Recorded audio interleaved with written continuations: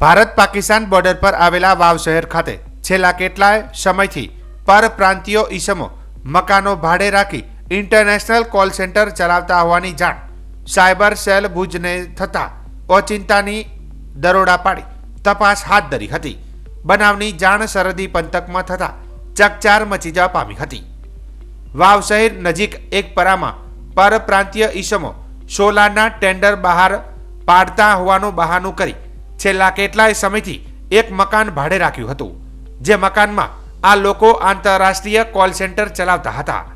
જે બાબતની જાણ સાયબર ક્રાઇમને થતા સાયબર સેલની ટીમે આ મકાનમાં છુપી રીતે ગુરુવારની મધરાત્રિએ દરોડા પાડ્યા હતા।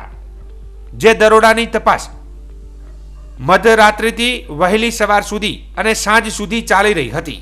આ કોલ સેન્ટરમાં 5 મહિલાઓ 10 પુરુષો મળી અંદાજિત 15 લોકો હોવાનું જાણવા મળ્યું હતું।